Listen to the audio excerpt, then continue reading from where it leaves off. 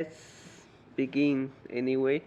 So, today's lecture will be similar to last time. So a lot of the content has already been discussed in Physics 2041. So say that if you are not sure, like if you have learned this before or not, you can check out the lecture chapter 13 of 2041.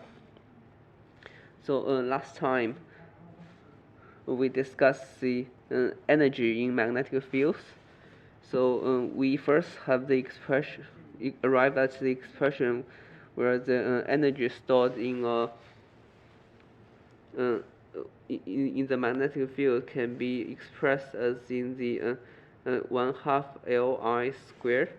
So this is a similar expression as in the electrostatics case where the energy stored in capacitor is written as 1/2 CV squared. Now the energy can actually be expressed alternatively in slightly modified forms. So we can use the flux rule to relate the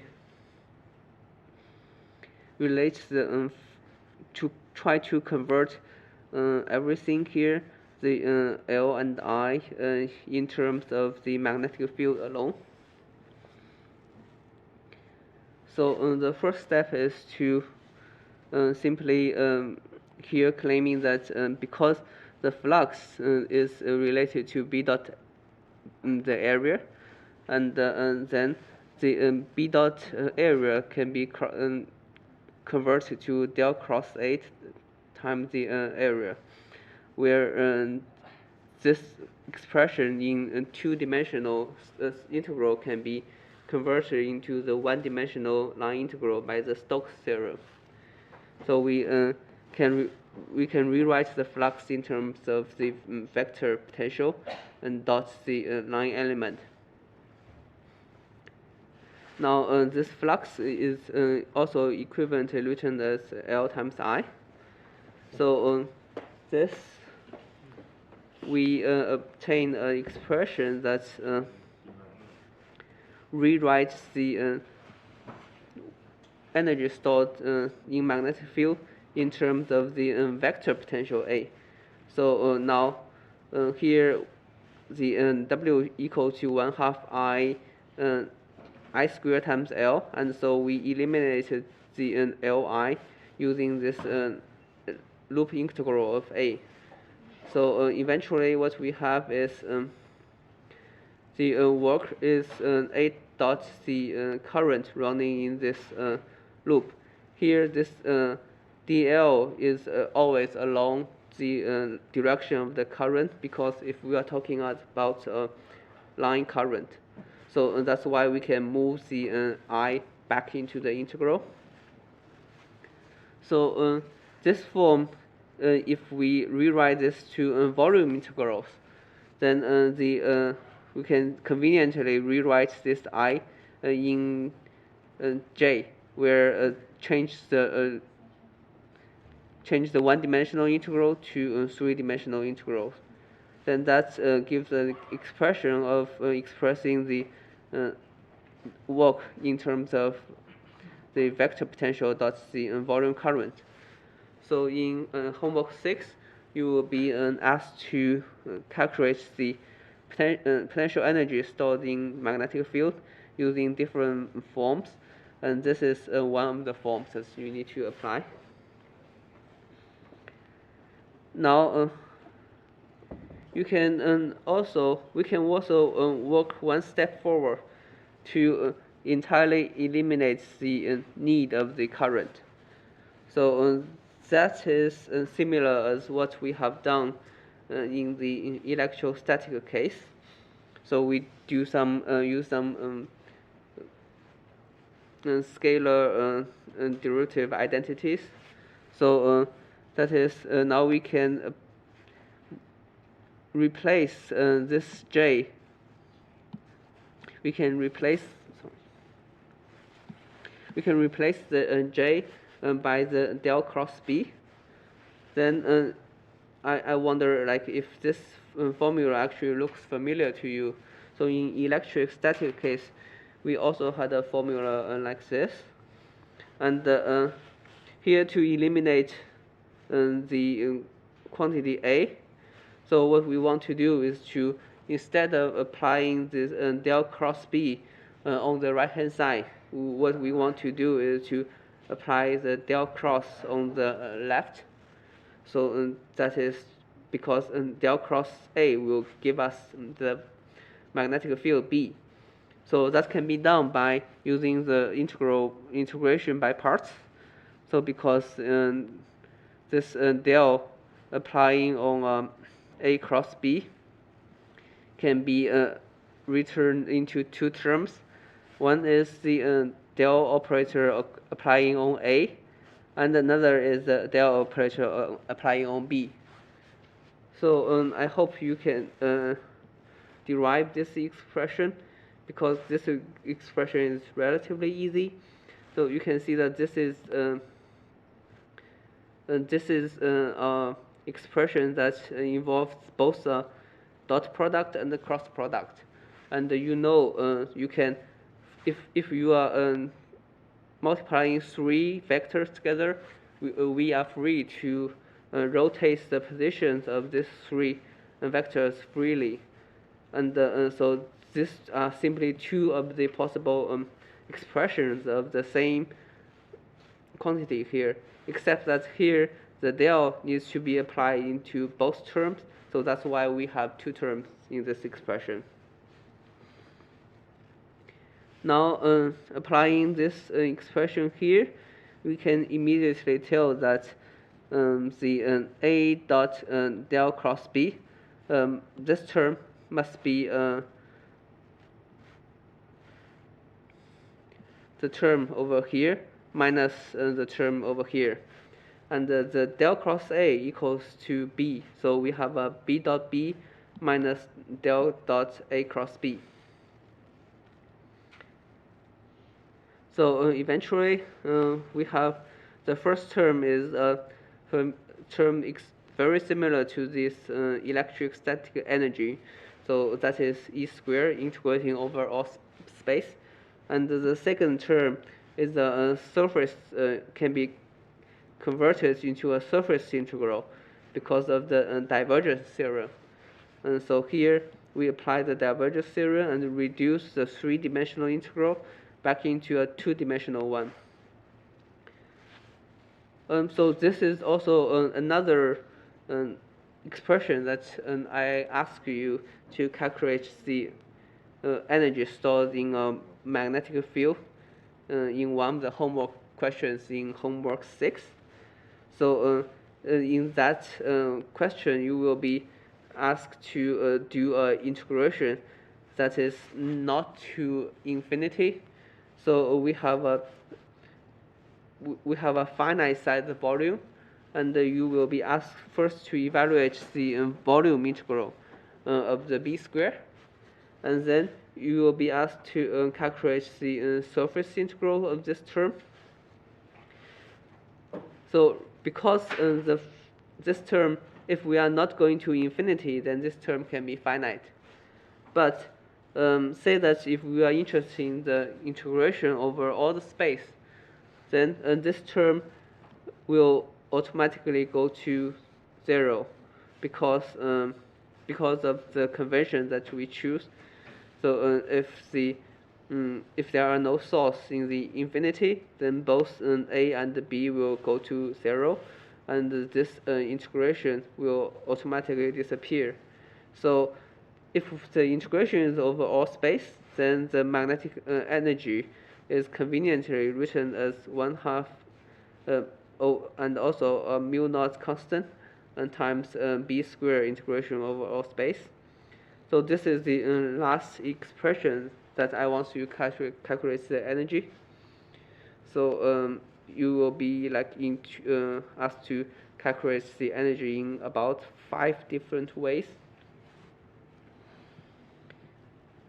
Now, if we compare this expression to the electrostatic case, these two really look similar. And What's more, so even though it's not written in the graphics, if the system has a media in it, then you can actually also express the magnetic energy as H dot B, where similarly in this electric field with media, then that's D dot E. So that's a similar idea, but I don't think you will be asked to calculate the energy using H dot B. And since it's not on graphics, we will not include that in the final exam as well.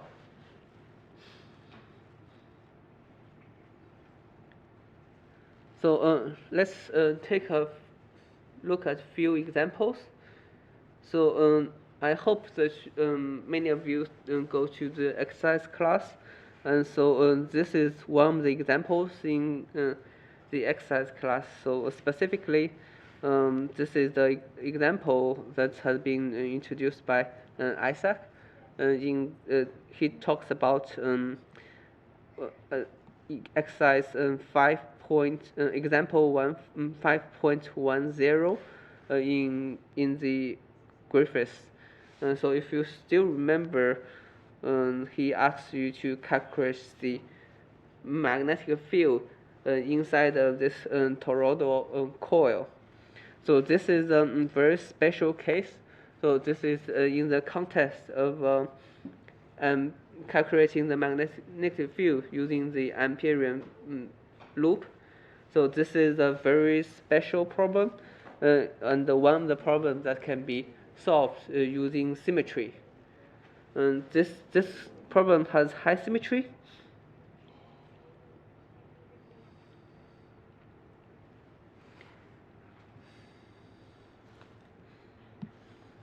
So if you look at this problem, so it's sort of similar to a solenoid, except that this is the direction of this loop has an azimuthal direction instead of along the z direction.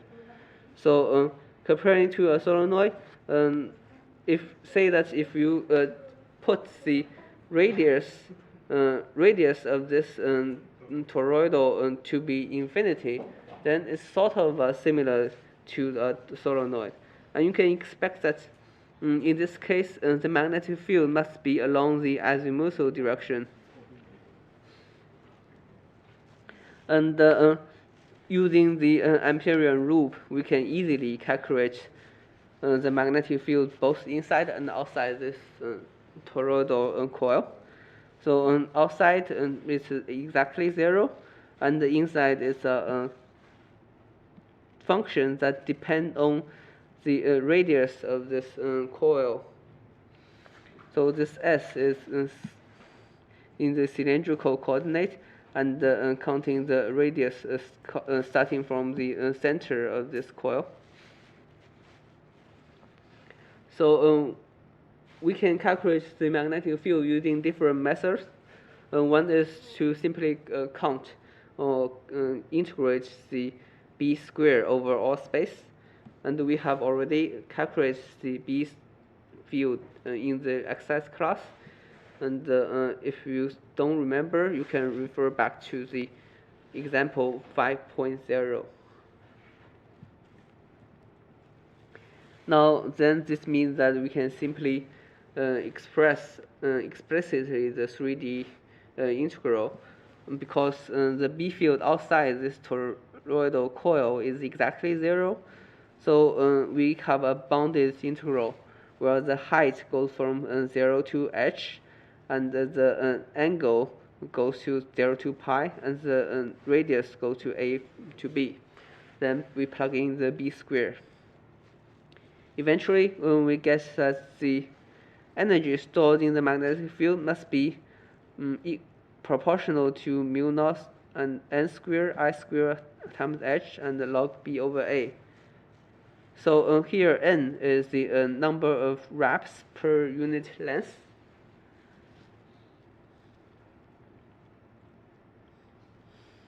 Now we can also calculate the magnetic energy stored using the 1/2 Li square.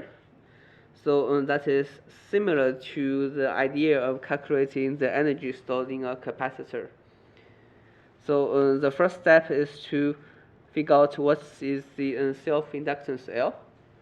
So if you still remember how you calculate the capacitance of a capacitor, that is, we always set up, we use the relationship between Q, C, and V. And so if we fix the amount of charge on both parallel plates, then we can calculate the voltage between these two. And finally, from the ratio of Q and V, we determine the capacitance.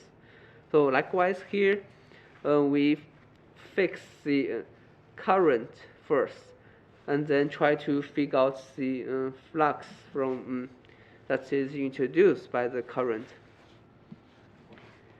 So we use the relationship of the flux equals L times I, and the flux can be calculated from the B dot the surface area.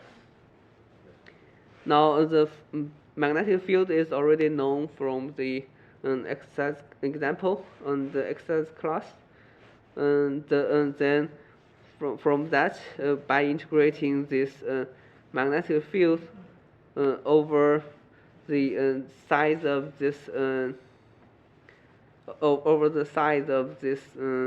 a loop that's enclosing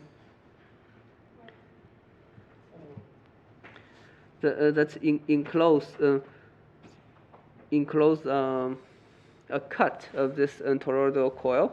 So the loop should be starting from the height of 0 to h, and then the radius should be start from A to B. So now through this cut, the flux can be calculated, and that must be equal to the self-inductance times the current flowing through that cut.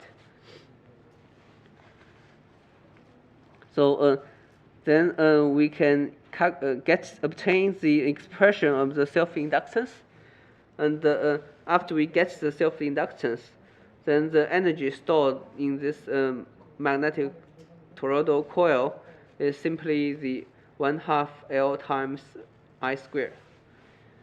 So if you compare the final results by these two methods, they should and are identical to each other.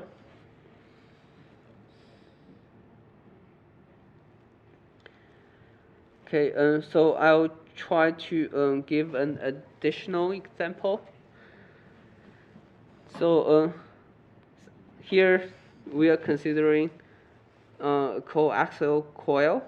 So for a coaxial coil, that's typically used in cables that connects that delivers TV signals. Nowadays, I don't know if you still use that in Hong Kong.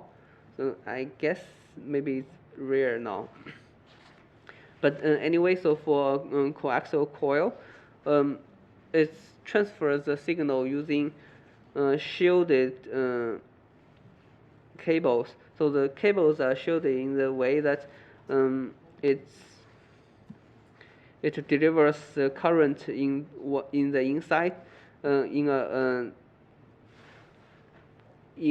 on a shell that has running a current I to one direction, and on the outer shell it runs another current in the reverse direction.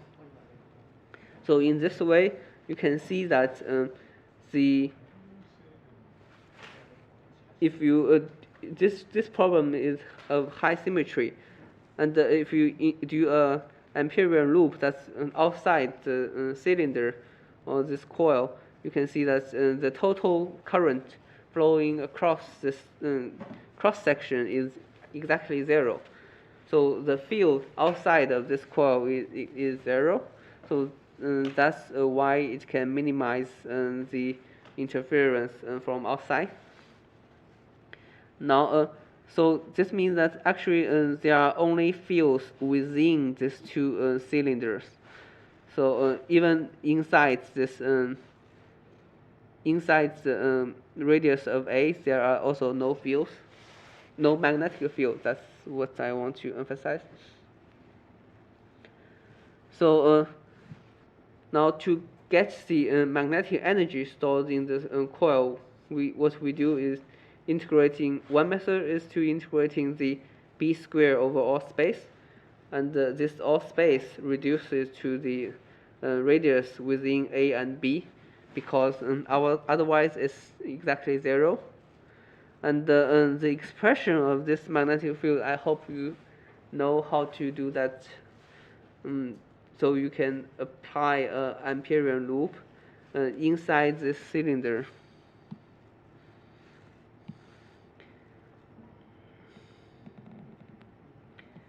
So this should be a circle that is of the of the same origin in the core axis here, but it's of slightly different radius. Now, if you apply that circle, if you apply the Ampere's law to this circle, you can guess that first, by symmetry, the current will only run in the azimuthal direction,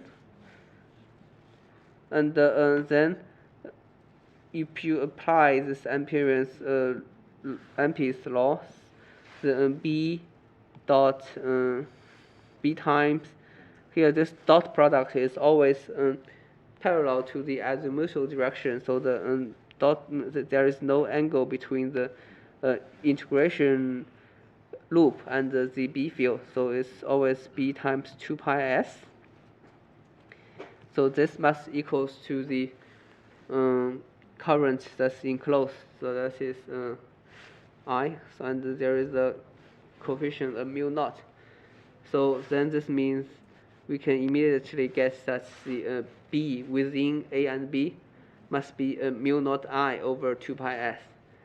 And the direction is along the azimuthal direction, and I hope that you know how to determine whether it's plus azimuthal direction or minus azimuthal direction by using the right hand rule. So the B field must be, so if you point the direction of the current using the sum, then the direction of the magnetic field should be along the curl direction of all your other fingers.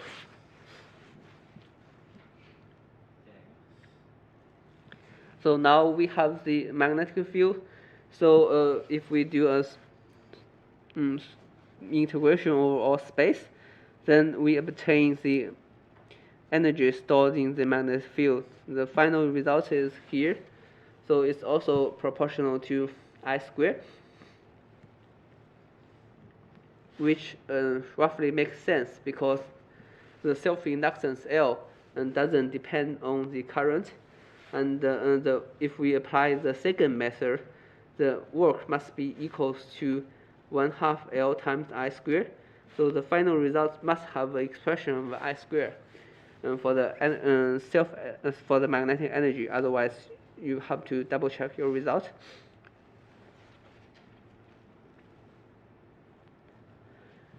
So the second method is to calculate using the 1/2 Li squared. And now we simply repeat the same calculation. So to get the self-inductance L, we simply need to calculate the flux through cut. So here,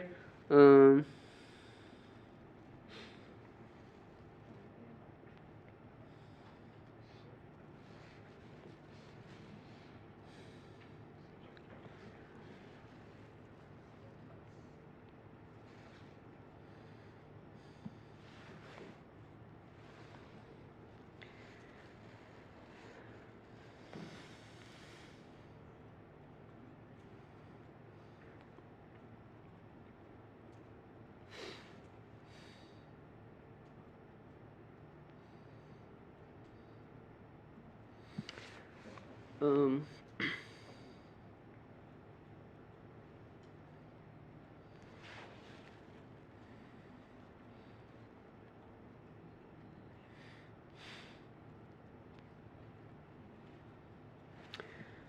I think I had a typo here. So so here let me see. The so if you look at how this magnetic field flows, the magnetic field is always flowing in the azimuthal direction. So you must have we must choose a cut such that it is perpendicular to the direction of these azimuthal direction.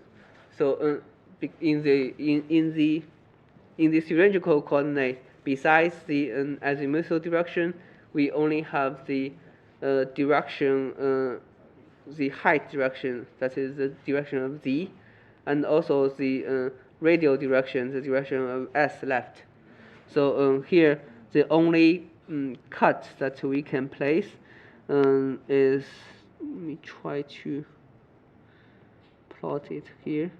So it's a loop like this, but because this is an infinitely long coil, so we can only sort of calculate the self-inductance per unit length. So we try to limit the length from 0 to L, and the radius is go from the A to B.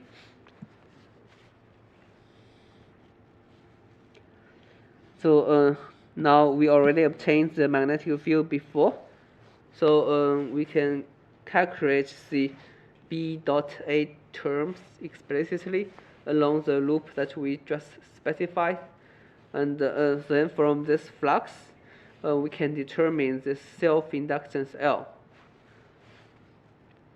Here, try to double check your results that the self-inductance shouldn't include any factors of the current I.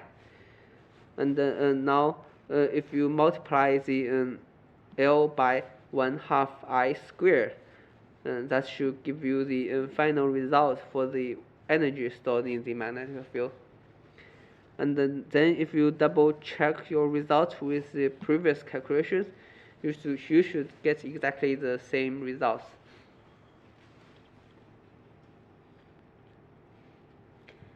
Okay, so this finishes the energy stored in the magnetic field. So then we actually have a lot of pieces finished for the electrodynamics. And so we have previously in the electrostatic case discussed the Gauss's law and the del dot B equals 0, and also the del cross B equals mu naught J. And this time in chapter 7, we derived the Faraday's law, that is a changing magnetic field produce an electric field. And this electric field is slightly different from the ordinary magnetic static electric field, in the sense that this electric field is a pure curl of electric field. So these are the 4 equations before Maxwell did his contributions. And however, in these 4 equations, you actually see that there are problems, and you can so the problem is here. Say that if you apply a curl and a divergence, that should always give us 0. So if we apply that to the electric field, then the del cross E equals to minus partial B partial T by Faraday's law. And now we can pull the partial T outside. And then del dot B equals exactly to 0. So this seems to be fine. But if we apply the same thing to the magnetic field, so the del dot del cross B, and then the del cross B equals to mu naught J. So the del dot del cross B equals to mu naught and del dot J. And this means that this suggests that the del dot J has to be 0, but that is not always the case for non-steady currents. So what I mean by non-steady currents is, say that you have two parallel plate capacitor. There is minus Q and Q here. Then you connect this with a wire, and say there is a resistor here. I believe that we have calculated this. We might not have calculated this problem before, but if you do the calculations, you must be able to see that here there are finite voltage between this two plates, but as the current runs through, the charge here is decreasing, and which means that the current will be decreasing.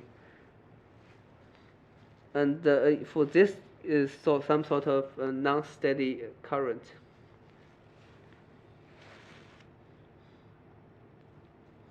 So for example, say that if we try to apply, so this is the same setup, but now it's replaced resistor by a battery, but that's similar.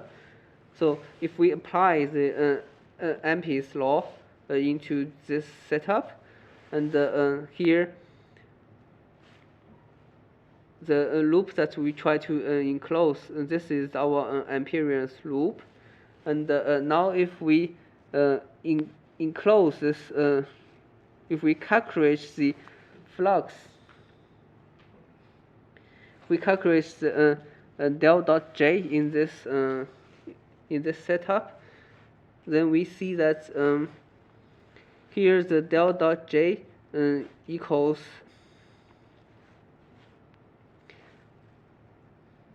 the partial rho partial T by the continuity equation, and then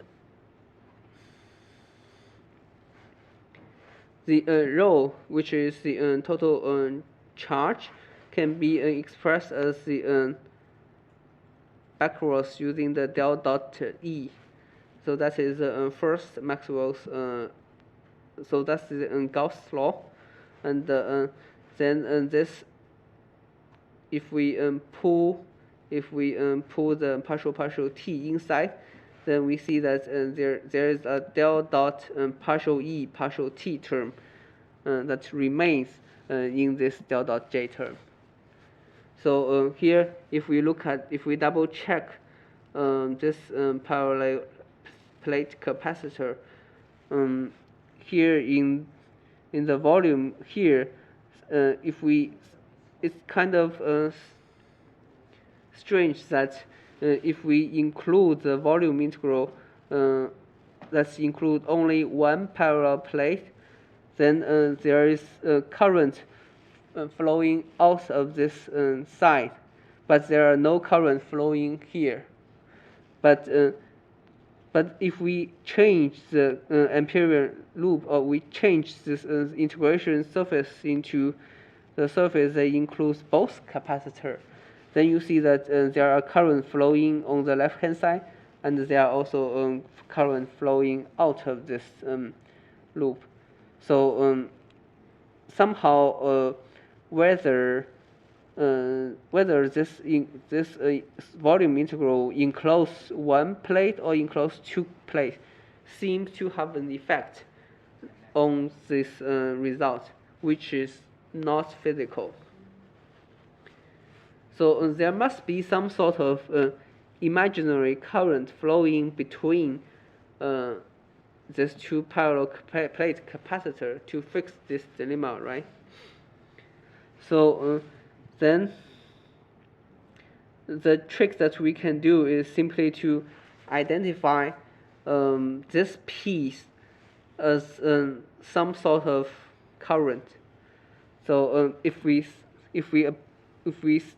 deem this as a current, then this divergence rule can be automatically cancels out. So that is what Maxwell did, that identifying the change of the electric field as some sort of displacement current. And now, after the introduction of this displacement current, we can actually double check that the del dot and del cross B should always equal to 0. And that is actually how to derive the continuity equation from the Maxwell's equation.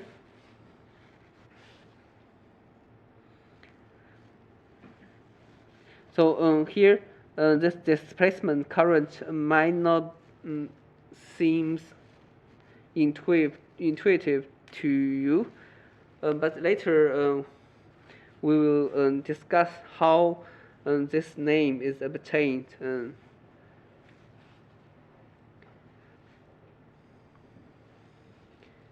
So let's go back to this problem of the ideal plate capacitor. So say that if the two capacitors are very close together, then we can sort of think it as an ideal capacitor. So the electric field always perpendicular to this capacitor, and we don't count in the fringe field produced by this capacitor. Then in this case, the electric field can be calculated from the surface charge, and which is also related to this total charge per area. Now, if we calculate the displacement current, then that will be related to the partial E, partial T for this case. So the displacement current must be epsilon naught times partial E, partial T, which is I over A. So you see that the displacement current is actually exactly equal to the current flowing in the wire. So that's why this can fix the continuity equation. So you can actually sort of imagine that even though there is a capacitor that is blocking this loop here, but you can actually add, and you have to add imaginary current that's called the displacement current into this two parallel plate capacitor to fix the issue of this divergence of this J. And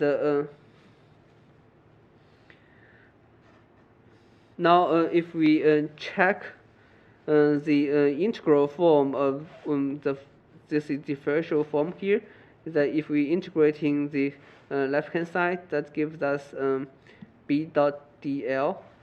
So that is we integrating the two hand sides using area, but the del cross and area integral can turn into a b dot dl integral.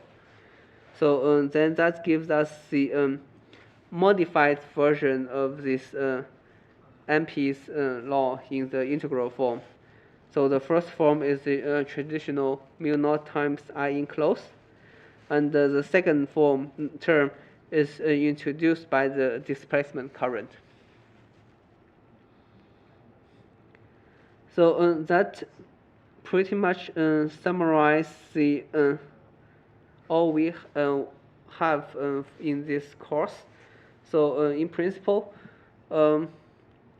you already have all this ingredient we needed for this electromagnetic theory. So we have the Gauss law that we discussed in chapter 2, and this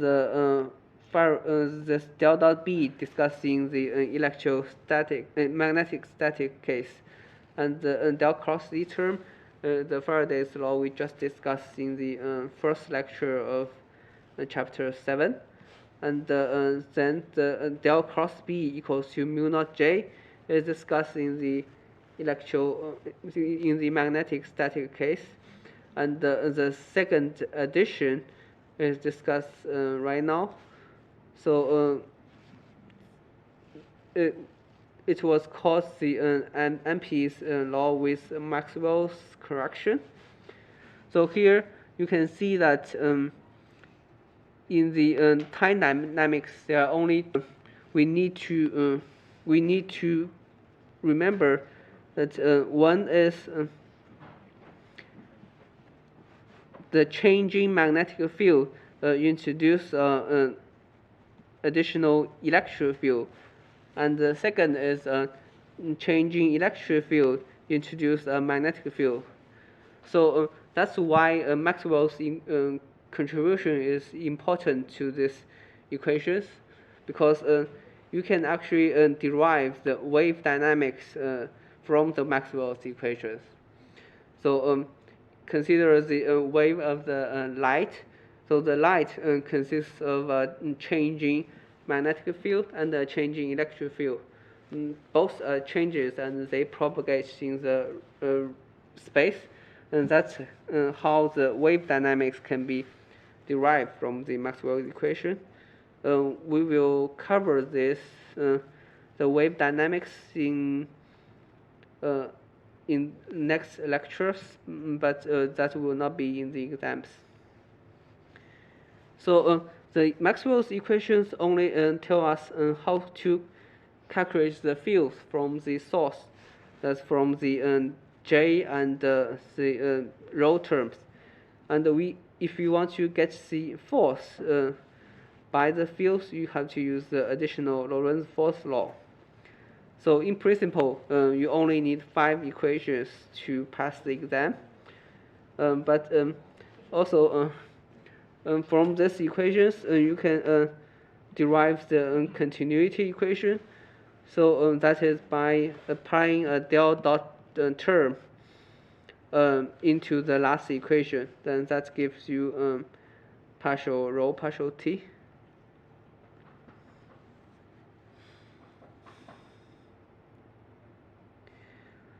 And so there is the additional alternative expression for the Maxwell equation. So here someone prefer actually to put all the source terms on the right and put all the field terms on the left. So you can that is by simply moving this term to the left and moving this term to the left. So this is an alternative way of expressing the Maxwell's equations. So we will have a break now and continue to discuss.